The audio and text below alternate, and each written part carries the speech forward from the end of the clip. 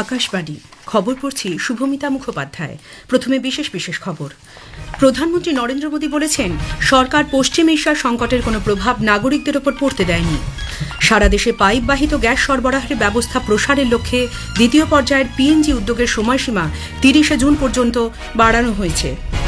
সারা দেশ জুড়ে আগামীকাল থেকে জনগণনা ২০২৭ শুরু হচ্ছে। ২০৪৭ সালের মধ্যে বিকশিত ভারত গড়ার লক্ষ্য অর্জনে নালন্দা বিশ্ববিদ্যালয় গুরুত্বপূর্ণ ভূমিকা নেবে বলে রাষ্ট্রপতি দ্রৌপদী মুর্মু মন্তব্য করেছেন।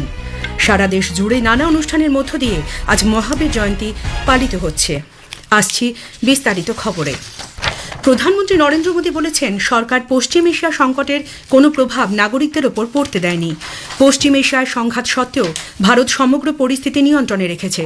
প্রধানমন্ত্রী গুজরাটের নবগঠিত ভাবথাড়ার জেলায় ১৯,৮০০ কোটি টাকারও বেশি মূল্যের একাধিক উন্নয়নমূলক প্রকল্পের উদ্বোধন ও ভিত্তিপ্রস্তর স্থাপন করে এক জনসভায় একথা বলেন। बीते कुछ समय से आप देख रहे हैं, दुनिया के कई देश युद्ध, अशांति और अस्थिरता से घिरे हैं। वेस्ट एशिया में जो हालत बने हुई है, उनका असर पूरी दुनिया पर है। ऊर्जा जरूरतों की डीजल, पेट्रोल और गैस की दिक्कत पूरी दुनिया में बढ़ गई है। ऐसे संकट में भी भारत ने हालातों को नियंत्रण में बनाए रखा है। এর আগে প্রধানমন্ত্রী তার গুজরাট সফরের দ্বিতীয় পর্যায়ে সানন্দে কেইনেস সেমিকন্ডাক্টরের ওসাট প্ল্যান্টের উদ্বোধন করে চলতি দশককে ভারতীয় প্রযুক্তির দশক বলে মন্তব্য করেন। প্রধানমন্ত্রী বলেন, এই কারখানায় উৎপাদিত চিপ ভবিষ্যতে আমেরিকায় পৌঁছে যাবে। শ্রী মোদী বলেন, সেমিকন্ডাক্টর ক্ষেত্রে ভারত স্বনির্ভর হওয়ার চেষ্টা করছে। এই কারখানার উদ্বোধনের ফলে ভারতের সেমিকন্ডাক্টর শিল্প নতুন গতি পাবে। প্রধানমন্ত্রী নরেন্দ্র মোদী বলেছেন, সেমিকন্ডাক্টর ক্ষেত্রে ভারত বর্তমানে বিশ্বের অন্যতম অগ্রণী অংশীদার রাষ্ট্র হিসেবে পরিচিত হচ্ছে। इस वर्ष के बजट में इंडिया सेमीकंडक्टर मिशन 2.0 की घोषणा की गई है। इस फेज का फोकस भारत में सेमीकंडक्टर इक्विपमेंट और मटेरियल्स के प्रोडक्शन पर है। अब हमारा प्रयास एक फुल स्टैक भारतीय सेमीकंडक्टर इकोसिस्टम तैयार करने का है, ताकि हम डोमेस्टिक और ग्लोबल सप्लाई चेन में बड़ी पार्टनरशिप कर सकें। সকালে প্রধানমন্ত্রী গুজরাট সফরের প্রথম পর্যায়ে গান্ধীনগরের কোবায় সম্রাট সম্প্রতি জাদুঘরের উদ্বোধন করেন। এই জাদুঘরে জৈন ধর্মের ইতিহাস এবং মৌর্য শাসক সম্রাট সম্প্রতির জীবন ও তাঁর শাসনকালে নানা খতিয়ান ও অহিংসার বার্তা রক্ষিত হয়েছে। কেন্দ্রীয় সরকার তেলেঙ্গানা, রাজস্থান, মহারাষ্ট্র, উত্তরাখণ্ড, মেঘালয় এবং মিজোরামের পঞ্চায়েতি রাজ প্রতিষ্ঠান ও স্থানীয় সংগঠনগুলির জন্য ২০২৫-২৬ অর্থবর্ষে পঞ্চদশ অর্থ কমিশনের শর্তাধীন এবং শর্তহীন অনুদান অনুমোদন করেছে। একই সঙ্গে শুরু হয়েছে অর্থ বণ্টনের প্রক্রিয়া। তেলেঙ্গানার ১২,৬০০ গ্রাম পঞ্চায়েতের উন্নতিকল্পে প্রথম কিস্তিতে ২৪৭ কোটি টাকারও বেশি অর্থ বিতরণ করা হয়েছে। উত্তরাখণ্ডের ১৩টি জেলা পঞ্চায়েত, ৯৫টি ব্লক পঞ্চায়েত এবং প্রায় ৮,০০০ গ্রাম পঞ্চায়েতের জন্য দ্বিতীয় কিস্তিতে ৯১ কোটি টাকারও বেশি অর্থ প্রদান করা হয়েছে। মহারাষ্ট্রকে দেওয়া অর্থের পরিমাণ ১০৯ কোটি টাকারও বেশি। মেঘালয় ২০২১-২২ অর্থবর্ষের শর্তহীন অনুদানের দ্বিতীয় কিস্তি হিসেবে ২৭ কোটি টাকা পেয়েছে। বিহারের নালন্দা জেলার বিহার শরীফে পদপিষ্ট হয়ে অন্তত ৮ জন মহিলা ভক্তের মৃত্যু হয়েছে। ঘটনায় বেশ কয়েকজন আহত, তাদের দ্রুত স্থানীয় হাসপাতালে ভর্তি করা হয়েছে। প্রত্যক্ষদর্শীরা জানিয়েছেন, মাঘরা শীতলাষ্টমী মন্দিরে ধর্মীয় আচার অনুষ্ঠান চলাকালীন অনুষ্ঠানের মধ্যে হঠাৎ একটা গুজব ছড়িয়ে পড়লে সেই আতঙ্কেই ভিড়ের মধ্যে হুড়োহুড়ি শুরু হয় এবং পরিস্থিতি দ্রুত নিয়ন্ত্রণের বাইরে চলে যায়। এর জেরেই পদপিষ্টের ঘটনা ঘটে বলে প্রাথমিকভাবে অনুমান করা হচ্ছে। মৃতের সংখ্যা আরও বাড়তে পারে বলে আশঙ্কা করা হচ্ছে। রাষ্ট্রপতি দ্রৌপদী মুর্মু, উপরাষ্ট্রপতি সিপি রাধাকৃষ্ণন এবং প্রধানমন্ত্রী নরেন্দ্র মোদী এই দুর্ঘটনায় শোক প্রকাশ করেছেন। প্রধানমন্ত্রী জাতীয় ত্রাণ তহবিল থেকে নিহতদের পরিবার পিছু ২ লক্ষ টাকা ও আহতদের ৫০,০০০ টাকা অর্থ সহায়তার কথা তিনি জানিয়েছেন। সারা দেশে পাইপ বাহিত প্রাকৃতিক গ্যাসের সরবরাহ ব্যবস্থা প্রসারের লক্ষ্যে সরকার দ্বিতীয় পর্যায়ের পাইপ বাহিত প্রাকৃতিক গ্যাস উদ্যোগের সময়সীমা ৩০শে জুন পর্যন্ত বাড়ানোর কথা ঘোষণা করেছে। পেট্রোল ও প্রাকৃতিক গ্যাস মন্ত্রক আজ এক বিজ্ঞপ্তিতে জানিয়েছে, মার্চ মাসে সারা দেশে পারিবারিক, বাণিজ্যিক, শিক্ষা প্রতিষ্ঠান, আবাসিক হোস্টেল, ক্যান্টিন সহ বিভিন্ন স্থানে ৩,১০,০০০ পাইপ বাহিত গ্যাসের সংযোগ দেওয়া হয়েছে। এছাড়াও আরও ২,৭০,০০০ সংযোগ প্রদানের কাজ চলছে। সারা দেশ জুড়ে আগামীকাল থেকে জনগণনা 2027 শুরু হচ্ছে। সরকার জনগণনার প্রথম পর্বের জন্য 33টি প্রশ্নের একটি তালিকা প্রকাশ করেছে। নতুন দিল্লিতে গতকাল এক সাংবাদিক সম্মেলনে ভারতের রেজিস্ট্রার জেনারেল ও জনগণনা কমিশনার মৃত্যুঞ্জয় কুমার নারায়ণ জানিয়েছেন, 2টি পর্বে এই গণনার কাজ চলবে।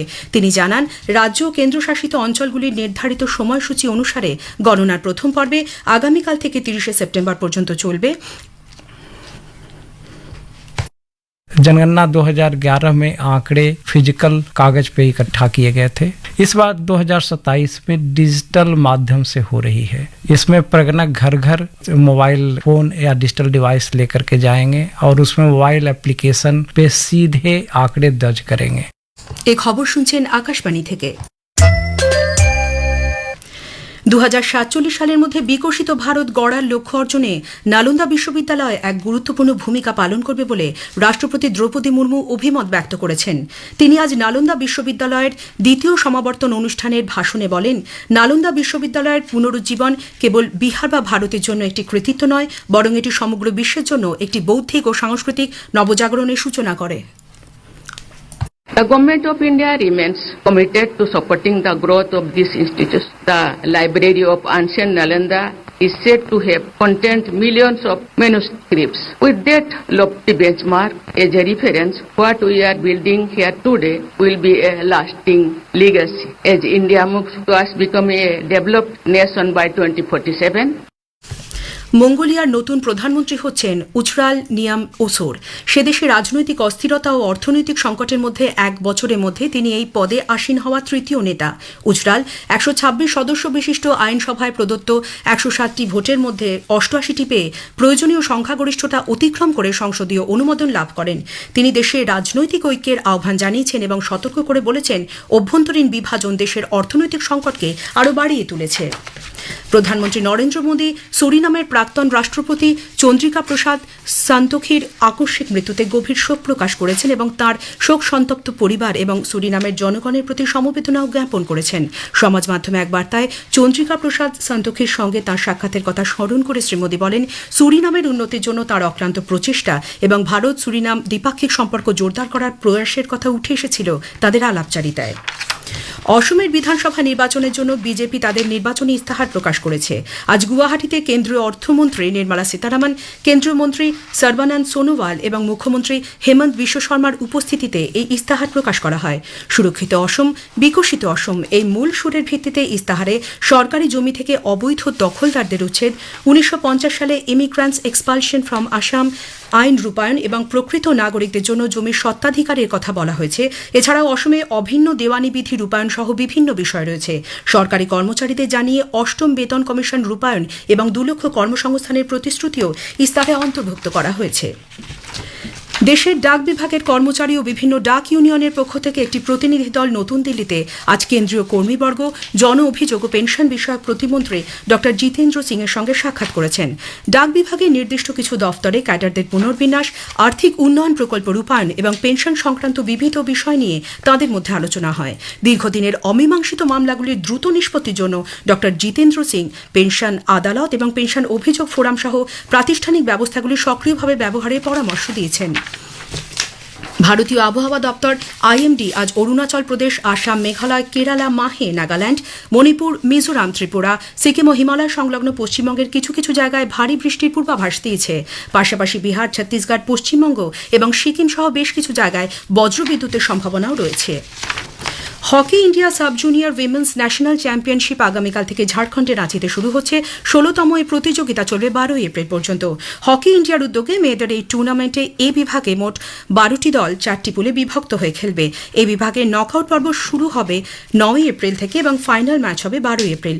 অন্যদিকে বি বিভাগে 1 থেকে 6 এপ্রিল এবং সি বিভাগে 1 থেকে 4 এপ্রিল পর্যন্ত লীগ পদ্ধতিতে খেলা হবে।